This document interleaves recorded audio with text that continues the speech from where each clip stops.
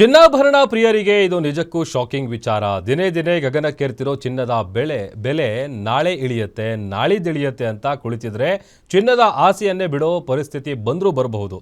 ಹಾಗಾದರೆ ಯಾಕೆ ಚಿನ್ನದ ಬೆಲೆ ಇಳಿಕೆ ಆಗಲ್ವಾ? ದರ ಏರಿಕೆಗೆ ಕಾರಣಗಳಾದರೂ ಏನು? ಬನ್ನಿ ನೋಡೋಣ.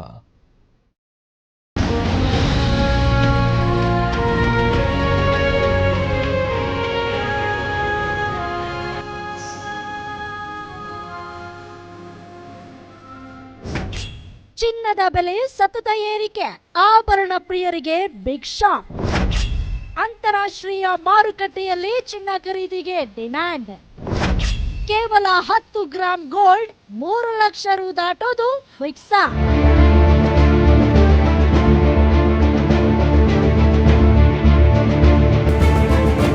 ದಿನದಿಂದ ದಿನಕ್ಕೆ ಚಿನ್ನ ಬೆಳ್ಳಿ ದರ ಏರಿಕೆಯಿಂದಾಗಿ ಆಭರಣ ಪ್ರಿಯರಿಗೆ ನಿರಾಸೆ ಉಂಟಾಗ್ತಾ ಇದೆ.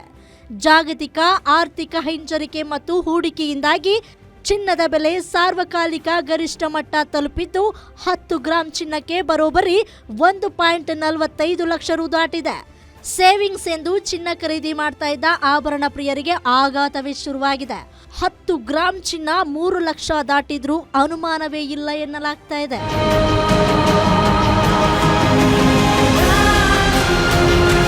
ಅಂತಾರಾಷ್ಟ್ರೀಯ ಮಾರುಕಟ್ಟೆಯಲ್ಲಿ ಚಿನ್ನ ಖರೀದಿಗೆ ಭಾರಿ ಪೈಪೋಟಿ ನಡೀತಾ ಇದೆ.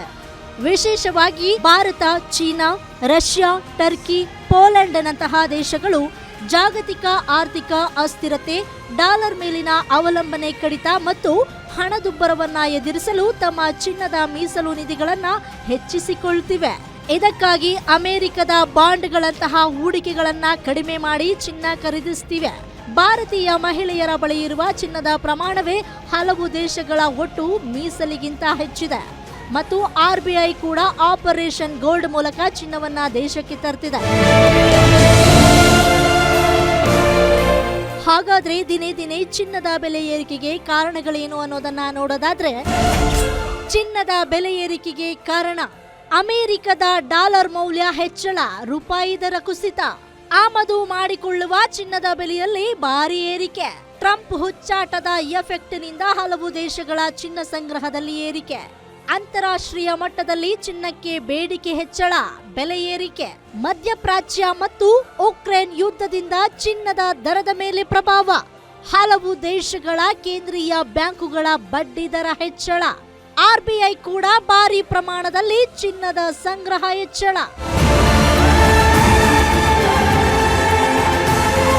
ಏನೋ ಸುಲಭವಾಗಿ ಬಡವರಿಗೆ ಸಿಗ್ತಾ ಇದ್ದ ಬೆಳ್ಳಿಯ ಬೆಲೆಯೂ ಹೆಚ್ಚಾಗ್ತಾ ಇದೆ.